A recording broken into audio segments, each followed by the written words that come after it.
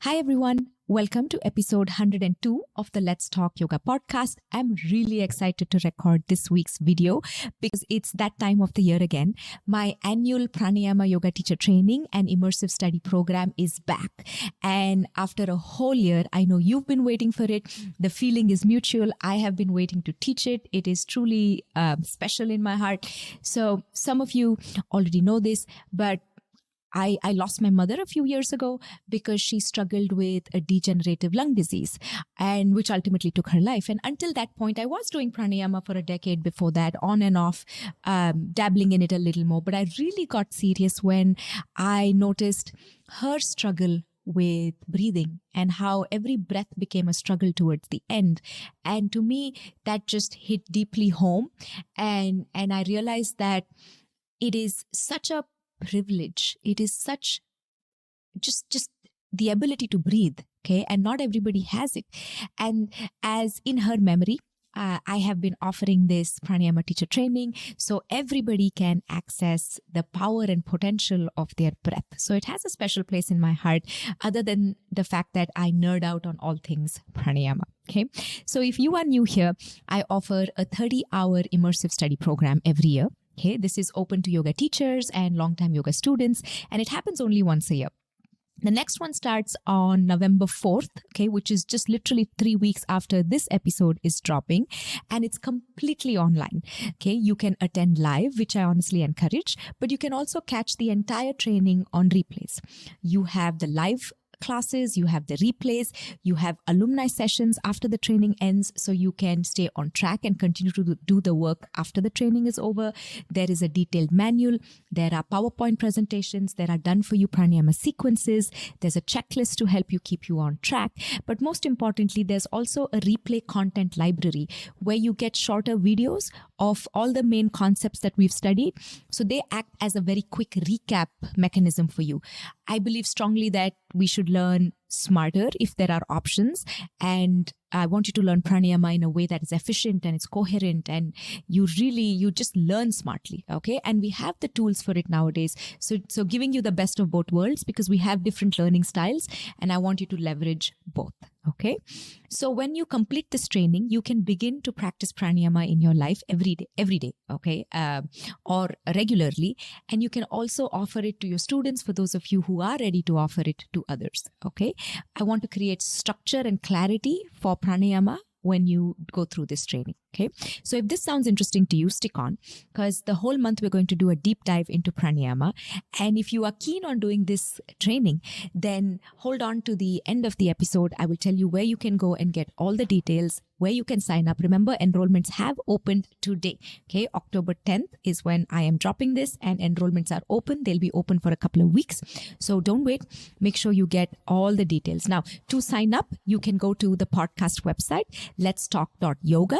And there is a section there which says study with me, and you can click that and you'll go straight into the pranayama sign up. Okay. Again, you can go to letstalk.yoga and head to the study with me section. Okay.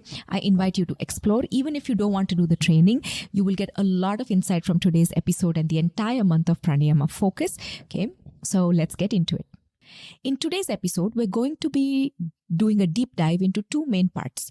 Part one is when do you actually start studying pranayama? Like, when are you ready to study pranayama? What are the telltale signs of, okay, now I can move on from asana into pranayama? And the second part of this conversation is, if you teach asana in some capacity, when are you ready to teach pranayama? How do you know when you are ready to teach pranayama is what we're going to get into as part two of this conversation. I'm going to give you very clear markers as to what to work with. Okay. So by the end of this episode, you have clarity about this topic. Okay. And again, if you know this excites you, there is always more in-depth information and knowledge waiting for you in the training itself. So let's begin with part one. Okay. How do you know you are ready to do a deep dive into pranayama study? To explore this question, you first have to understand why this question is even coming up. Okay. Because this question's coming up because knowingly or unknowingly, sometimes we end up at the doors of pranayama too soon. Okay, and this can actually have a negative experience, a negative effect on your experience. Okay, you may not relate to pranayama, you may not understand how to do what the teacher is asking you to do, you may find it boring, and you may not even enjoy it. Okay, but we don't do pranayama for enjoyment. Okay, we don't do yoga for enjoyment. For enjoyment, you go hang with your friends, you go to a movie, you go out for dinner, you go for a walk. Those are things you do for enjoyment. But I bring this up because a lot of people nowadays come to pranayama and yoga for enjoyment, and especially as yoga teachers, we're not coming here for enjoyment. Okay, and while I can do a whole podcast episode just on this, I'm just going to slowly move along and remind you that it's important to prepare yourself for pranayama. Okay, that way when you explore the practice, you resonate with it deeply and you connect with it right away in experience. Okay, it should not feel vague or fluffy. There is nothing imaginary in pranayama. It is an exact science, and it is a precise system that has been handed over by yogis for centuries, okay, with care and caution. So to really prepare for pranayama, there are 5 steps. To really prepare for pranayama, there are 5 steps that you need to keep in mind. Step 1 is understand where pranayama begins. Okay, this is crucial. If you are invested in a long-term steady practice of pranayama, knowing this will be a game changer. Okay, so I'm asking you, where does pranayama begin? In fact, I want you to pause the podcast or the video just for a moment and give this a thought. Okay, where does pranayama begin? Most people think that pranayama begins when you enroll into a pranayama class or a series, or you pick up a pranayama book, okay? But the truth is, pranayama actually begins in asana, okay? Pranayama begins in asana, or in the physical practice of yoga, okay? And while I will be going more in depth in the training as to what this actually means, in a sense, think of it as your body awareness is enhanced through asana. Okay, most people only pay attention to their bodies externally. Not many of us are aware of our bodies internally. Okay, so asana makes you body aware. It converts attention to awareness. Asana also helps to make your respiratory system more able. Okay, in many ways, it conditions your breath. It prepares you for deeper practices of yoga over time. And if you're curious about what type of asana is required for pranayama or to prepare for pranayama, that's something we'll go into in depth in the training itself. Okay, so remember, step 1 is to understand where pranayama begins, and pranayama begins in asana. Anyone who starts asana first and then goes into pranayama, high quality, high caliber asana in education, will have a greater chance of being more connected to pranayama than someone who just walks in, who has no clue of how to sit, what yoga is all about, and just tries to close their eyes and go to their breath right away. Okay. Step 2 is understand the role of time and the maturation of practice. As a practice, pranayama cannot be understood in a short span. Okay. Actually, let me say that theoretically, even some of the pranayama practices, they need you to do this for a long time. Okay, they can be understood and they can be practiced with reasonable success, but you need to allow for more time to really reach that state of maturation within you. So it becomes, you want to get to a stage where pranayama is not just about techniques and counts and stages, but it is, and it goes beyond your inhalations and exhalations. It brings you a quietude. It makes you, in many ways, deeply connected to your inner self. It should make you more reflective and wholesome from within. Okay, pranayama should draw you within, and you can't really will this for it to happen. It is something that you have to do with consistent practice and time, and over time, it has to be organic. Okay, so think of it as time, continuous sadhana, and allowing space for that maturation is key to make this happen. Okay, so step 2 is understand the role of time and maturation of the practice.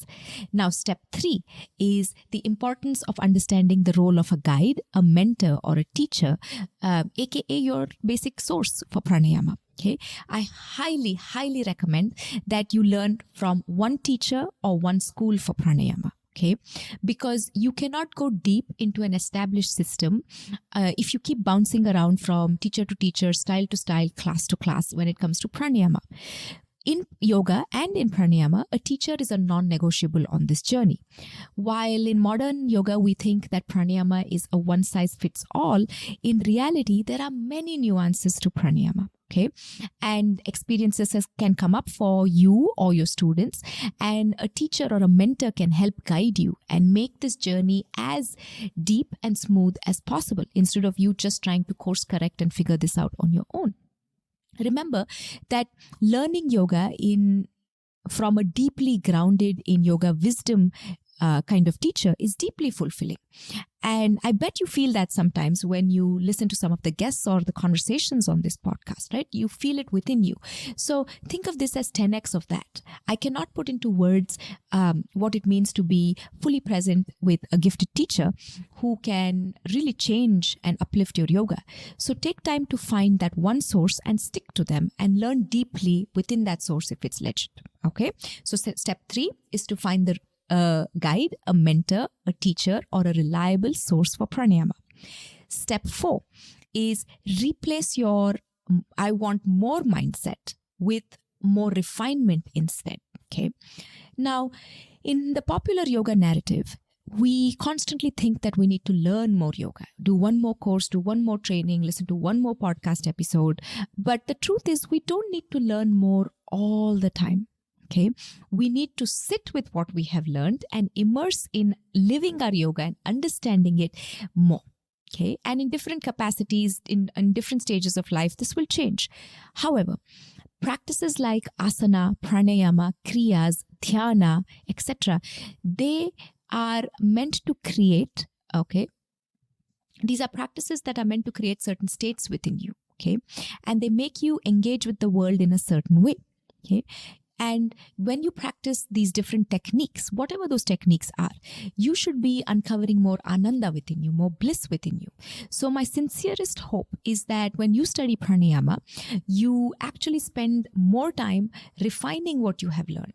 Okay, working through your experience and building your own foundation and understanding, and not necessarily getting caught up in this thing of I need to learn more pranayama techniques for this to be significant in my life. Okay, so again, in the training, I will give you all the tools, the techniques, the support you need, but you have to meet me halfway. Okay. Step 5 is, can you find more ananda within you in this practice? Okay. Step 5 is, can you find more ananda or bliss within you in this practice? Ananda is bliss. Okay. And I would actually extend that to contentment, reverence for all beings, including yourself, inner joy that is not conditional upon anything or anyone. Okay. And just a state of bliss for just the state of bliss. Okay. And compassion for the sake of being compassionate, being in the state of constant inner reflection where it doesn't feel like it's effort. It doesn't feel like it's forced. It's just how you are. It's your natural way of existing. So pranayama should bring you into a quieter, more reflective state. Okay. It should make higher living your default way of living. You are no longer tangled and at the mercy of all your senses and all the pettiness in life, but you are in a little more control of who you are. Okay. And we'll be exploring more of this through the koshas in the training, but those are your 5 steps to see if you are ready to start studying pranayama. You understand where pranayama begins. You understand the role of time and maturation of the practice that is needed. You find a teacher, a mentor, or a guide. Essentially go to the source. And then you replace this I want to learn more techniques attitude with I want to immerse more and refine this more. And lastly is whatever you've learned so far, is that giving you some contentment? Is that increasing your ananda within you? Okay, so those are your 5 steps to recognize if you are ready for deep pranayama studies. Okay, now let's move on to part 2 of this conversation. Okay, when do you know you are ready to teach pranayama? Okay, are there any signs that you can rely on? And to be honest, this is a really challenging topic to speak on because there are internal markers, there are external markers. And even the sincerest of teachers sometimes do not get access to credible sources. So it's really hard to say if there is a definite set of things you can look for. But here's what I have come up with for you. Okay. firstly, you need to be established in all the 5 things we spoke about as a student. Okay. And then you want to check to see if you have a deeply established asana practice. Okay. And not just asana practice, but you incorporate a wider and deeper set of yogic practices. You become more reflective in nature. You're a kind and compassionate version of yourself, and it feels natural to you. It doesn't feel forced. And you're constantly connected to your inner nature and being. Then that's part 1. Okay. Then you look at, are you ready to lead others in this inner journey, this inner experience, because you have a lot of clarity about the practice and workings of pranayama. You know the technical know-how, and you offer it with a deep sense of service and humility, and you understand how this works on different people's bodies, and you know, very importantly, when it's time to hold back. Okay, because depending on who the student is, you need to know how much to offer and how much to hold back for their safety. Okay. And you can see and recognize the ripeness or the rawness of the student in front of you. Okay. And then you play the long game with pranayama. You teach yoga the way it was meant to be taught, and you pass it on the same way. You have a teacher that you can constantly go back to, be mentored by, you can ask questions to, and where you feel like you are safe in that teacher's presence, and they will genuinely help you grow in your pranayama teaching and practice. Okay, because questions will arise as your experience keeps evolving. And then lastly, you should be okay with not teaching pranayama. And this is an important marker. Okay, because until you feel like you have understood it, you've practiced it, and you really live it in your bones, until then, don't teach it. Okay, and all I want to say is, nowadays we learn to teach. Okay, but you want to learn for the sake of learning. If you are in my Mindful Yoga Teachers Club, you'll hear me say this often. Learn for the sake of learning. Enjoy it for the sake of just learning, and not necessarily thinking how and when and what will you teach in future. Okay, so while pranayama is fascinating, okay, and it's really hard for an external person to tell you if you are ready or not.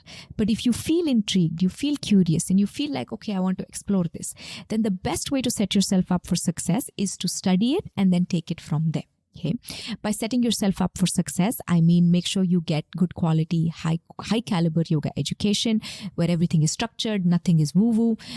You find a teacher who is invested in you over just beyond the hours of training, someone who is available to you in some form of a mentorship or questions or community. And then you have to create time and space for this type of a learning in your life. Okay. And go all in. Don't do it for, the sake of doing it. Create a pranayama training season in your life. Like this training is 6 weeks. Create 6 weeks. You need 2 hours a week to be in the live classes and maybe 10 minutes of some reading work. But create the space and treat it as an online immersive study program for yourself and make the most of it. We live in a time where this type of knowledge and wisdom is available at our fingertips. But we need to make sure that we are vessels who are ready to take this knowledge. Okay, so make sure you create an environment where you can learn deeply. And to be honest, I can go on and on and on about pranayama, but this episode is longer than I want it to be already. So even if you are the least bit curious, okay, I want you to go to letstalk.yoga and head to the study with me page there and explore the pranayama training. Okay, it is and I say this with humility, one of the best pranayama trainings out there. It is structured. It is validated by people who go through the training. I have no doubt that you will come out of it on the other side with more clarity, more confidence, and you will be able to establish a steady pranayama practice for life. And for those of you who teach it, this is the foundation that you have been looking for. The sign-ups are open. This is, it starts on November 4th. It happens every Friday, 8 a.m. to 10 a.m. Pacific time. If you can attend live, that is great. If not, the replay will be available later that day. All the information is at letstalk.yoga. The next training is about a year and a half away, so don't wait. I keep getting emails and Instagram messages about when the next training is happening, so it's a long while away. Okay, so once again, you want to head to letstalk.yoga for all information about the training. Okay. Remember, you will get access to live trainings, replays, content library, checklists, manuals, and even done for you sequences. Okay. I hope you are excited about this pranayama season as much as I am. I can't wait to nerd out with you next week again on some more pranayama. Until then, take care. Bye-bye.